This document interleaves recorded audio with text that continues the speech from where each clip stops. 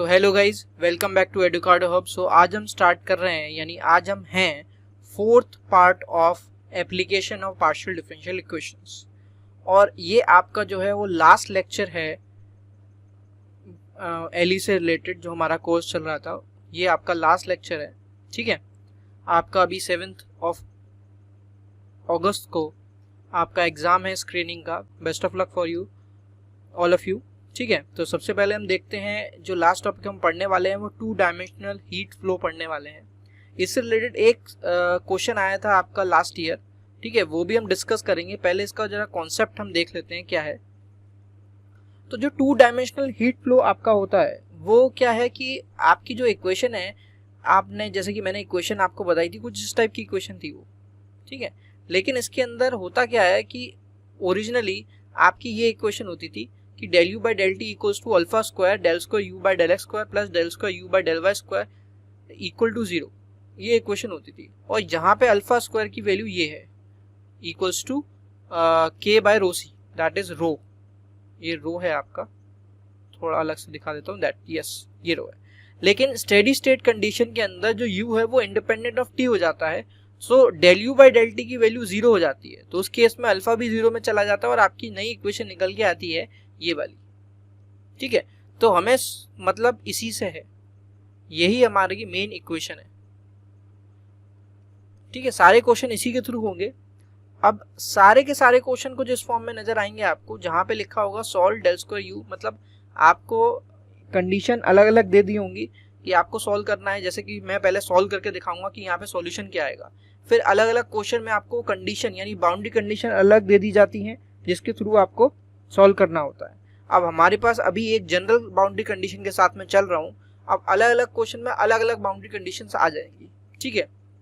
तो आप एक बार बुक से भी क्वेश्चंस की प्रैक्टिस कर लेना, खासकर ये 1 हीट फ्लो पे। मैंने इसमें एक ये क्वेश्चन है और पिछले साल का एक क्वेश्चन अभी और लूंगा, तो 2 क्वेश्चन ही प्रैक्टिस करा रहा हूँ इसके अंदर, क्योंकि जो बाकी सारे क्वेश्चन है इसी की बेसिस पे होंगे। और मैंने ऑलरेडी आपको अलग अलग कॉन्सेप्ट के काफी सारे क्वेश्चन प्रैक्टिस करा दिए हैं। तो अब आप इन क्वेश्चंस को करने के आदी हो जाओगे अगर आपने अच्छे से जो पिछले लेक्चर्स हमने देखे हैं 1, 2, 3 इसके जो पार्ट्स हैं वो सारे क्वेश्चन करे हैं, तो अब आप क्वेश्चंस कर पाओगे इस पार्ट के भी, ठीक है। सो अब हम देखते हैं इस क्वेश्चन को, स्टार्ट करते हैं इस क्वेश्चन को सॉल्व करना। तो जैसा कि हम देख पा रहे हैं कि स्टेडी स्टेट कंडीशन के अंदर हमारा जो कंडीशन निकल के आएगी वो ये निकल के आएगी। तो हमारे पास एक क्वेश्चन दे रखी है del square you by del x square plus del square you by del Y square equal to 0। ये हमारी पहली कंडीशन है, इक्वेशन है। अब इसको अगर हम सॉल्व करेंगे तो हम लेट करते हैं, हमेशा से पहले से कंडीशन लेट क्या करेंगे कि u इक्वल्स टू हमारा कुछ निकलेगा, that is called x of x and y of y। तो ये क्या है कि यहाँ पर x का फंक्शन ओनली x को पे डिपेंड करता है और y का फंक्शन केवल y को बिलोंग करता है, ठीक है। तो अब हम निकालेंगे वैल्यूज, कौन सी वैल्यूज की del square you by del x square, जो कि हमें यहाँ रखना है। तो अगर आप del square you by del x square निकालने वाले हो तो उसकी वैल्यू क्या हो जाएगी, y तो आपका एज इट इज रहेगा और यहाँ हो जाएगा आपका del x square upon d x square upon d x, ये हो जाएगा। ये वैल्यूज आप पुटअप करोगे और यहाँ से del square you by del Y square, ये आपको ऑलरेडी पता है, मैं पहले कॉन्सेप्ट बता चुका हूँ इस चीज़ का, ठीक है। तो ये हो जाएगा d y square by small d y square. तो इन वैल्यूज को हम पुटअप कर देते हैं इक्वेशन नंबर 1 में। तो इक्वेशन नंबर 1 हमारी बन जाएगी कुछ इस तरीके से कि y d x square by small d x square plus x capital d y square upon small d y square equal to 0, ठीक है। तो ये इक्वेशन हो गई आपकी इक्वेशन नंबर 3। अब आगे हम क्या सॉल्व करते हैं, सो हम इसको लिख लेते हैं कि मतलब डिवाइड कर देते हैं पूरी इक्वेशन में एक्स वाई से। तो हमें मिल जाएगा 1 upon x d x square upon d x square plus 1 upon y d y square upon d y square. अगर मैं एक्स वाई से पूरी इक्वेशन में डिवाइड कर दूंगा तो ये मेरी इक्वेशन बन जाएगी। और मैं इसको अगर माइनस में ले जाता हूँ, मतलब ये आ जाएगा यहाँ पे माइनस का, इस तरीके से सेपरेट आउट हमने कर लिया वेरिएबल सेपरेबल लगा के, और यहाँ पर मैं मान लेता हूँ, क्या मानता हूँ मैं, माइनस का पी स्क्वायर। वही कंडीशन होगी हर केस में, यही कंडीशन लगेगी, ठीक है, माइनस का पी स्क्वायर। तो अब आप इसका निकालोगे क्या, जनरल सॉल्यूशन, ये आप लेट कर रहे हो, ठीक है, यहाँ पर इसको आप लेट करोगे, ठीक है, से बोल दो कि हम इसको एक कांस्टेंट मान लेते हैं, where minus p square is constant, ठीक है। सो इसको मैं लिख सकता हूँ यहाँ पे, ये आ जाएगा आपका, ये x तो उधर चला गया, यहाँ पे आ जाएगा dx स्क्वायर, या इसको सॉरी dx स्क्वायर नहीं, d square x minus equals to minus का p स्क्वायर x, तो इसको लिख सकता हूँ मैं d स्क्वायर x प्लस का p square x equal to 0। यहाँ से हमारा सॉल्व करके आ जाएगा ये d square plus p square, और कॉमन का आ जाएगा आपका x इक्वल टू 0। तो वैल्यूज हमारे पास आ जाएंगी, ऑक्सिलरी इक्वेशन निकल के आ जाएगी यहाँ से, m square plus p square equal to 0 and m is equals to plus minus का आपका IP, जो हम सॉल्व करते हुए आ रहे हैं, ठीक है। यहाँ से निकल के आ जाएगा हमारा, अगर मैं इस पोर्शन को सॉल्व करूंगा तो ये आ जाएगा आपका d square y equals to, ये माइनस माइनस से तो p स्क्वायर आ जाएगा, p स्क्वायर y, और यहाँ से d स्क्वायर y माइनस का p square y is equals to 0। तो ऑक्सिलरी इक्वेशन अगर मैं लिखता हूँ यहाँ पर, तो वो बन जाएगी m square minus p square equal to 0, यानी m equals to plus minus का p।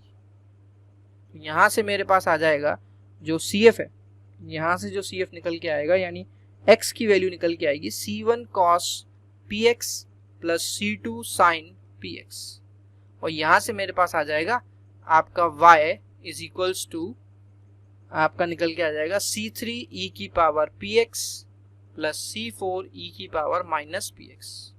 ये x और y की वैल्यूज निकल के आ गई, यानी जो सॉल्यूशन आपका होगा वो u equals to C1 cos px plus C2 sin px into में आपका निकल के आ जाएगा C3 e की power px plus C4 e की पावर माइनस का px, ये निकल के आ गया। इस इक्वेशन को मैंने बोल दिया, ये अभी तक हमने थर्ड 3 इक्वेशंस आई थी, चौथी इक्वेशन बोल दी, ये आपका सॉल्यूशन हो गया। अब आप देखेंगे कंडीशन आपको कौन सी लगानी है। पहली कंडीशन कहती है हमसे कि जब x 0 है तो u की वैल्यू 0 है, तो हम रखेंगे x 0, तो पहली कंडीशन क्या है, first condition u 0 y equals to 0, मतलब u 0 तो y सॉरी x भी 0 है, तो x 0 का मतलब ये पूरा 0 हो गया, C1 बचेगा यहाँ पे, और यहाँ आ जाएगा आपका C3 e की पावर 0, आपका e की पावर 0 1 होता है, C3 बचेगा, और यहाँ पे प्लस का C4 बचेगा, ये आ जाएगा, ठीक है। तो इजीली मैं कह सकता हूं C1 इक्वल टू 0, ठीक है। C1 0 आने से क्या हो जाएगा आपका कि यहां पर आप पुट करोगे जब वैल्यूज, पुट इन 4, तो हमको मैं क्या मिलेगा, u इक्वल्स टू, ये 0 हो गया, C2 की वैल्यू जो हो जाएगी C2 sin px, और यहां आ जाएगा C3 e की power px plus C4 e की पावर माइनस का px, ठीक है। तो ये मिल गया मुझे, ये हो गई हमारी फिफ्थ इक्वेशन। अब क्या होगा, अब सेकंड कंडीशन देखता हूं मैं। सेकंड कंडीशन मुझे क्या गिवन है, सेकंड कंडीशन मुझे गिवन है ये वाली कि u l y पे 0 आ रहा है, u l y पर हमारा 0 आ रहा है, तो पुट करते हैं, u की वैल्यू 0 है, l x की वैल्यू क्या है l, तो यानी C2 sin PL C3 e की power PL plus C4 e की पावर माइनस का PL, ठीक है। तो हम क्या करेंगे, C2 को तो मैं 0 भेज नहीं सकता, sin PL की वैल्यू देखूंगा sin 0 यानी n पाई, तो यहाँ पे आ जाएगा PL इक्वल्स टू n पाई, यहाँ की यानी P की वैल्यू निकल के आ गई n पाई बाई L, जो कि मैं पुट करूंगा, पुट इन फिफ्थ, तो हमें मिल जाएगा u equals to C2 sine n pi by l x और C3 e की power n pi by l x plus C4 e की पावर माइनस का n pi by l into x। ये आ गया हमारी सिक्स्थ इक्वेशन। ठीक है, अब मैं क्या करूंगा, थर्ड कंडीशन को देखता हूं। फिर थर्ड कंडीशन मेरी क्या हो जाएगी, यहां से ये u x, 0 इक्वल टू 0, तो u x, 0 इक्वल टू 0, ये हमारी थर्ड कंडीशन निकली। ठीक है, यानी y 0 हो जाएगा जब u 0, मतलब y 0 है तब u 0 है, तो u 0 आ गया।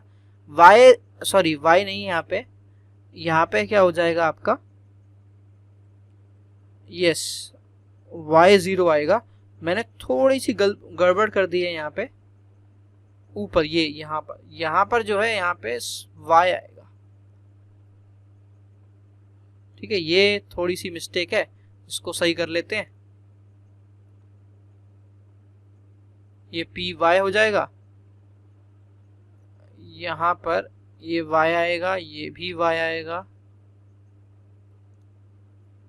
सो यहाँ पे पी एल वाई, ये गड़बड़ हो गई, मतलब इससे कुछ फर्क तो नहीं पड़ेगा। ठीक है, यहाँ पे माइनस का पी वाई और यहाँ पर भी पी वाई और माइनस का पी वाई। तो p की वैल्यू यहाँ पे जब एंटर होगी यानी पुट होगी तो n pi by l y आएगा और माइनस का n पाई बाई l यहाँ भी y आएगा। ठीक है, तो अब y 0 पुट करने को, यानी यहाँ पे अब 0 पुट होगा तो C2 आ जाएगा, C2 sine n pi by l into x। यहाँ आ जाएगा आपका ये e की पावर 0 0 और यहाँ भी 0, यानी C3 प्लस C4। ठीक है, एक कंडीशन है जहां मैंने C3 प्लस C4 लिख दिया था, यहाँ पर ये तो गलत है, यहाँ पर आएगा C3 e की power py plus C4 e की पावर माइनस का py। ठीक है, सो हमारे पास ये आ गया। अब इस साइड में तो अब क्या होगा, मैं C2 को 0 भेज नहीं सकता हूं, है ना, और यहाँ ये वाली कंडीशन भी सॉल्व हो गई है, तो मुझे C3 प्लस C4 को 0 के इक्वल रखना पड़ेगा। तो यहाँ से आ जाएगा आपका C4 इक्वल्स टू माइनस का C3। तो अब इस वैल्यू को हम पुट कर देते हैं, पुट इन इक्वेशन 6 यहाँ पर। तो हमारे पास u की वैल्यू आ जाएगी u इक्वल्स टू C2। ठीक है, और जब हम C4 की वैल्यू माइनस का C3 पुट करेंगे तो माइनस का C3 बाहर आ जाएगा, ये आ जाएगा sine n pi x by l और यहाँ पे आ जाएगा मेरा e की power n pi by L Y और माइनस का e की पावर माइनस का n pi by L Y.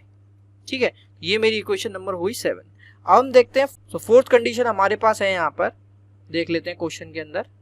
ये रे कि u x, a पे sine n pi x by L value है, u x, a पे, तो u x, a पर वैल्यू क्या है, sine n pi x by L. ये पुट करते हैं, u कितना है 0, u है हमारा sine n pi x by L और C2 C3 as it is, y की वैल्यू a है यानी n pi x by L और a का मतलब हो गया n pi by L into a minus का e की power minus n pi by L into a, और ये आपका कैंसिल आउट हो जाएगा। तो C2 C3 की एक वैल्यू निकल के आ जाएगी हमारे पास 1 अपॉन e की power n pi by L a minus e की power minus n pi a by L. अब आप अगर ध्यान से देखें तो यहाँ पर ये जो वैल्यू है नीचे वाली, इसको मैं कह सकता हूं, ये फॉर्मूला होता है sine of hyperbolic n pi a by L.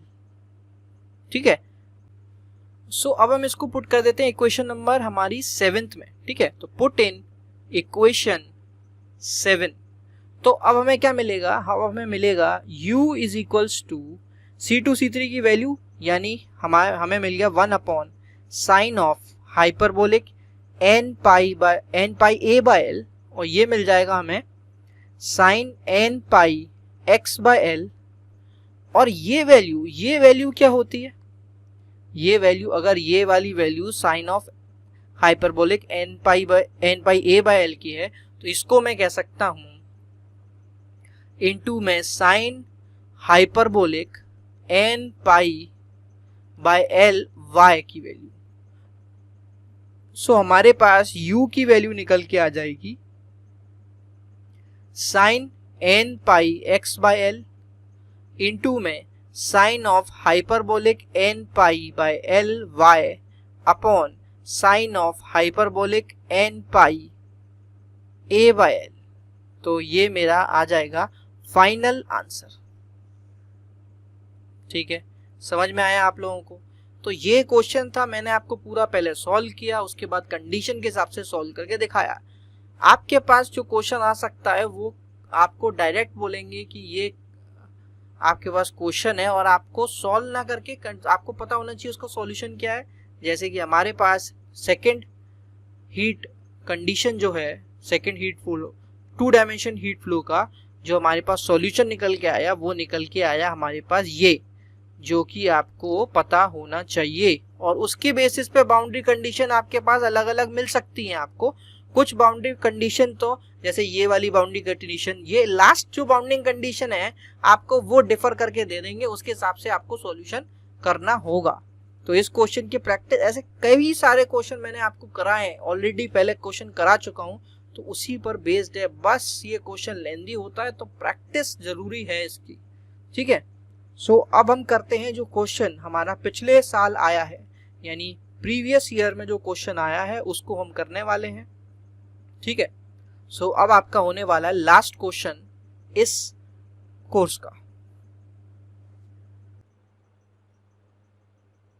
So guys, अब हम करने वाले हैं वो क्वेश्चन जो पिछले साल आया था। ठीक है, थोड़ा ट्रिकी क्वेश्चन है, देख लेते हैं। हल्का हो सकता है कि क्वेश्चन बिल्कुल सेम टू सेम है, बस थोड़ी सी वैल्यूज चेंज हो सकती है मेरे क्वेश्चन में। ठीक है, तो क्वेश्चन अभी हमारे पास क्या है कि the bounding diameter of a semi circular plate of radius a centimetre is kept at 0 degree Celsius and the temperature along the semi-circular boundary is given by। अब यहाँ पर क्या है, सेमी सर्कुलर बाउंड्री के बारे में दे रखा है, यानी एक सर्कुलर बाउंड्री हो गई। ठीक है, वो हमें दे रखी है, इसकी वो कंडीशन दे रखी है, बाउंड्री कंडीशन, और हमें बोला गया find the steady state temperature function U R comma theta. अब यहाँ थोड़ा सा डिफरेंस है, यहाँ पे यू आर कोमा थीटा दे रखा है। ठीक है, और हमने जो पढ़ा है, हमने क्या पढ़ा है, हमने पढ़ा है अभी ऊपर जो हमने पढ़ा था वो कुछ और था। वो हमने पढ़ा था del square you by del x square plus del square you by del Y square equal to 0। यानी ये एक्स और वाई के अंदर है और ये आर कोमा थीटा के अंदर है, तो यानी ये पोलर फॉर्म में चेंज हो चुका है। तो हमें इक्वेशन को भी पोलर फॉर्म में चेंज करना पड़ेगा। तो जो इक्वेशन होती है वो पोलर फॉर्म में, वो आपकी होगी जो यू आर कोमा थीटा को सेटिस्फाई करती है, वो होती है आपकी, मैं बता देता हूं आपको, R square del square you by del theta square plus R del U by del theta plus del square you by del theta square equal to 0। ठीक है, अब ये आपकी जो इक्वेशन होती है आर और थीटा में, अब इसको आप सॉल्यूशन करते हो, जो नॉर्मल आप जैसे सॉल्यूशन करते हो, जैसे कि मैंने सिखाया हुआ है आपको सॉल्यूशन किस तरीके से किया जाता है, वो भी वैसे ही यहाँ पर होगा। ठीक है, तो अब पहले आप क्या मानते थे, यू एक्स और वाई इनटू करते थे, यानी बड़ा वाला जो कैपिटल एक्स होता था वो एक स्मॉल एक्स का फंक्शन होता था और कैपिटल वाई आपका स्मॉल वाई का फंक्शन होता था। ऐसे ही आपको आर और थीटा के टर्म्स में आपको चीज़ें माननी होंगी और उसको डिफ्रेंशिएट करना होगा, जिस तरीके से मैंने सॉल्यूशन पहले आपको करके दिखाया जा चुका है। ठीक है, अब आपको आर और थीटा के टर्म्स में करके ये इक्वेशंस आपके पास निकलती है, इसको फिर सॉल्व करना होता है। ठीक है, ये तो आर और थीटा की इस इक्वेशन को आपको सॉल्व करना होगा। तो इस इक्वेशन का जो सॉल्यूशन निकल के आएगा, जब आप वो अप्लाई करोगे तो वो निकल के आएगा आपका समेशन एन की वैल्यू आपकी 1 से लेके इनफाइनाइट तक जाएगी, बी एन आर की power N sine N theta, ये आपका सॉल्यूशन निकल के आएगा। ठीक है, इतना आपको क्लियर है। अब क्या होगा कि हम क्या करेंगे, यहां हम r की जगह पे मैं a पुट कर रहा हूं, यानी यहां हो जाएगा putting r equals to a। अब ऐसा मैंने क्यों किया, पहले तो मैं कंडीशन देख लेता हूं हमारे पास क्या क्या कंडीशन है। तो जो बाउंड्री कंडीशन आपकी फुलफिल करती है वो क्या फुलफिल करेगी कि r comma theta equal to 0 है, u r कॉमा पाई की कंडीशन होगी यहाँ पे, वो 0 है। फिर u a कॉमा थीटा, ये हमें कंडीशन दे रखी है क्वेश्चन के अंदर कि वो 50 थीटा होगा। फॉर और 0 थीटा की वैल्यू जब 0 से लेके π/2 के बीच में होगी तब, और 50 माइनस और एक कंडीशन निकल के आएगी a कॉमा थीटा, एक कंडीशन पे और होगा जब ये 50 पाई माइनस थीटा होगा। वो कब होगा, जब फॉर π/2 से लेके थीटा की वैल्यू पाई तक के बीच में होगी। ठीक है, तो ये कंडीशन जो हमें क्वेश्चन से मिली है, ये वाली कंडीशन, ठीक है, और ये कंडीशन हमें ऑलरेडी पता थी। ठीक है, तो रेडियस a सेंटीमीटर होगा, तो वो भी हमें एक तरीके से क्वेश्चन से ही मिली,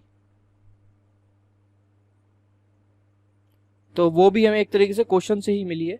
सो मैं क्या कर रहा हूं, यहाँ पर r की जगह पे a पुट कर रहा हूं, तो यहाँ पर आ जाएगा u a कॉमा थीटा की वैल्यू समेशन n की वैल्यू 1 से लेके इन्फानाइट bn a की power n sine n theta. ठीक है, सो नाउ अब क्या होगा, मैंने क्या किया, मैंने इस इक्वेशन को इस तरीके से लिख लिया कि u a comma theta equals to summation n की वैल्यू 1 से लेके इन्फानाइट, और ये bn और a की पावर n को एक कैपिटल bn एक अलग वैल्यू दे दी। ठीक है, ये मैंने बोल दिया इक्वेशन नंबर 2 बोल देता हूं, ये अगर मेरी फर्स्ट होगी तो, ठीक है, ऐसे बोल दिया मैंने। ठीक है, अब मुझे क्या करना है, bn की वैल्यू को फाइंड आउट करना है। सो हमारा bn क्या होता था, आपको पता है फोरियर सीरीज वाला एग्जांपल जो मैंने कराया था वही है। ठीक है, तो 2/पाई फॉर्मूला क्या होता है कि 2/पाई 0 से π/2, क्योंकि अब फॉर्मूला यहाँ पे 0 से इन्फानाइट होता था, लेकिन यहाँ पे क्या होगा, यहाँ हमें कंडीशन दे रखी है कि 0 से π/2 पे अलग होगा और π/2 से पाई पे अलग होगा, 0 से पाई होता था। ठीक है, तो यहाँ पे क्या हो जाएगा, 0 से π/2 अलग कंडीशन होगी, यहाँ पे fx क्या है 50 theta into sine N theta, ये डी थीटा, प्लस यहाँ हो जाएगा आपका π/2 से पाई, यहाँ पे आ जाएगा 50 पाई माइनस थीटा, और ये हो जाएगा sine N theta D theta. ठीक है, अब हम इसको सॉल्व करेंगे पहले। सो bn हमारे पास क्या हो गया, अब यहाँ पे आप यहाँ लिख लेना आप कि bn इंटू a की power n equals to capital bn। अब इसको अगर हम सॉल्व करेंगे तो आप जरा थोड़ा सा देखिए, ये 50 है एक तो, और यहाँ से 50 जो है कॉमन आ जाएगा और बाहर आ जाएगा, ये टोटल है, बाहर आ जाएगा आपका 100/पाई।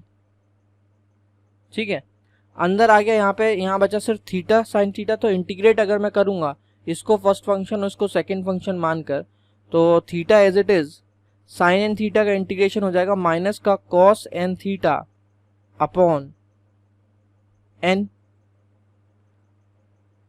ठीक है, फिर आ जाएगा आपका यहाँ पर, मतलब इसको पूरा करेंगे तो माइनस का इंटीग्रेशन 0 से π/2।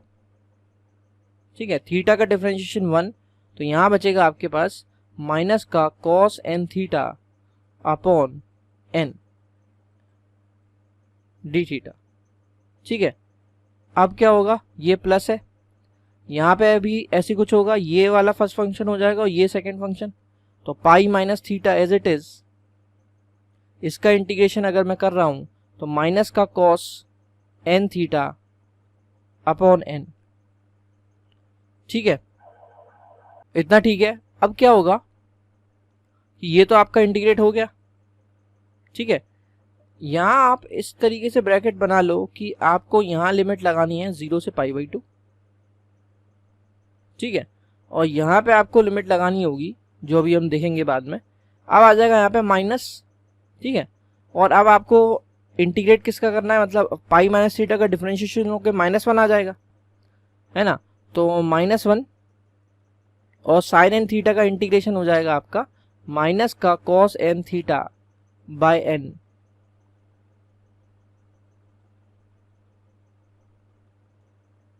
ठीक है, इतना ठीक है।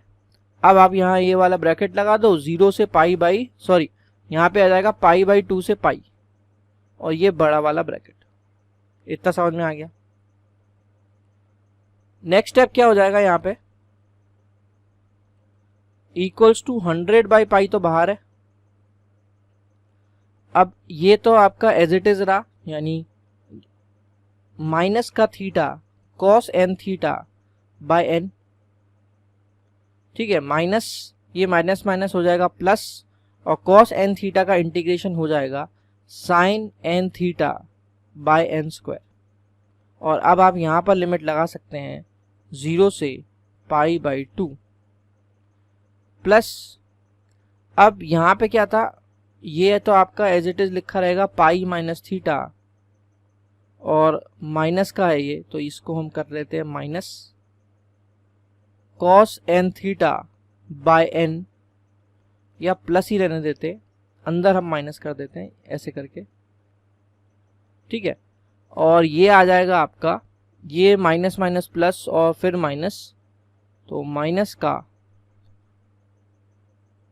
Sign N theta by N square, ये हो जाएगा π/2 से पाई, ठीक है, और यहाँ लिमिट है π/2 से पाई, और ये हो जाएगा सॉल्व इस तरीके से। अब इसको आगे सॉल्व करते हैं, लिमिट पुट करते हैं, तो ये 100/π,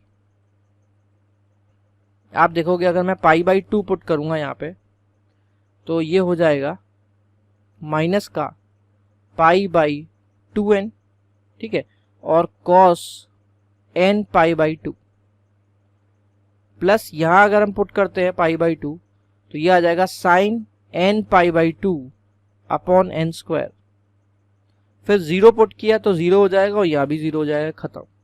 यहाँ पे आ जाते हैं, सो अगर हम पाई यहाँ पे पुट करते हैं तो ये पाई माइनस पाई 0 हो गया, और यहाँ पे भी अगर हम पुट करते हैं तो ये भी 0 हो जाएगा।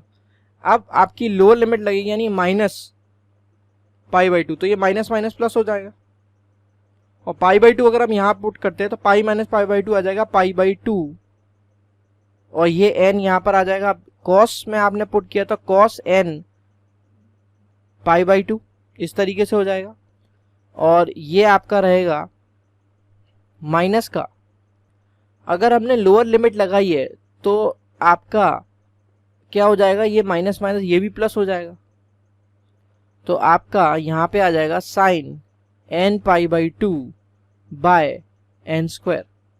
तो ये कंप्लीट हो गया आपका, आपने लिमिट सारी पुट कर दी, और अब आप देखोगे ये चीज़ पूरी कैंसिल आउट हो गई। तो यहाँ से अब आप क्या देख रहे हो, ये 2 sine n π/2 by n square बन जाएगा, तो 100 से मल्टीप्लाई होके ये 200/π n स्क्वायर, और ये साइन n π/2 बन गया, यानी ये bn की वैल्यू आपकी निकल के आई है, ठीक है।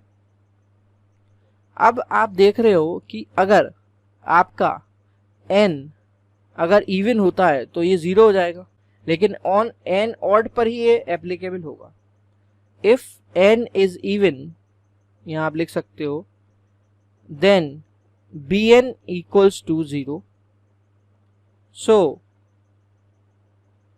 n इक्वल्स टू 1, 3, 5 एक्सेट्रा पे bn की आपकी वैल्यू आएगी, ठीक है। सो अब हम देखें जो bn की वैल्यू है वो हम कहाँ पुट करेंगे। bn की वैल्यू आप पुट क्या करो, इस तरीके से पुट करोगे, एक काम करते हैं, इन इक्वेशन हम बोलते हैं फर्स्ट, इन इक्वेशन फर्स्ट में क्या होगा, इन इक्वेशन फर्स्ट है क्या आपका u r comma theta summation n की वैल्यू 1 से लेके इन्फानाइट, यही है, और यहाँ पर है bn आर की power N sine N theta. अब आपको यहाँ से बी एन वैल्यू निकालनी पड़ेगी। अभी आपने यहाँ एक पुट किया था कि बी एन इंटू ए की power n, b n into a की पावर एन को आपने कैपिटल बी एन बोला था। तो यहाँ से स्मॉल बी एन की वैल्यू अगर आप निकालो तो capital B N upon A की पावर एन, ये वैल्यू यहाँ पुटअप कर दो तो यू आर कॉमा थीटा में मिल जाएगा समेशन एन की value 1 3 5 to so on to infinite. ये आ जाएगा आपका बी एन की value 200 upon pi N square sine N pi by 2, ठीक है। और इनटू में क्या आ जाएगा 1 अपॉन ए की पावर एन और आर की power N sine N theta. ये आपका आ गया। तो ये इतना आ गया आपका। तो अब आपका ये जो है ये आपका फाइनल आंसर बन जाएगा। बट यहाँ पे आप ये एक चीज जरूर लिखोगे कि it is applicable, it is applicable applicable only for n equals to 1 3 5 and so on, यानी ऑड वैल्यूज ऑफ n, ठीक है। तो ये आपका आंसर कंप्लीट हो जाएगा। थोड़ा ट्रिकी है क्योंकि इसमें आपको पोलर फॉर्म यूज करनी है और उसके बाद कंडीशन भी थोड़ी ट्रिकी थी जिससे आपको बी एन की वैल्यू निकलेगी, ठीक है। तो ये क्वेश्चन था आपका लास्ट ईयर का, ठीक है। आई होप आपको समझ में आया होगा, ठीक है। अगर कुछ नहीं कुछ भी कोई भी डाउट आता है तो प्लीज कमेंट सेक्शन में रिप्लाई कर दीजिए, मैं आपको रिवर्ट बैक करूंगा इससे रिलेटेड, ठीक है। तो इस क्वेश्चन को आप इंपॉर्टेंट है ये क्वेश्चन, तो इसको आप देख लीजिए एक बार, ठीक है, नोट कर लीजिए। और कोई भी अगर डाउट आता है तो कमेंट सेक्शन में रिप्लाई आप कर सकते हो, ठीक है। So thank you very much, hope आपका जो एग्जाम है वो अच्छा जाए। Best of luck for all of you, ठीक है। Thank you.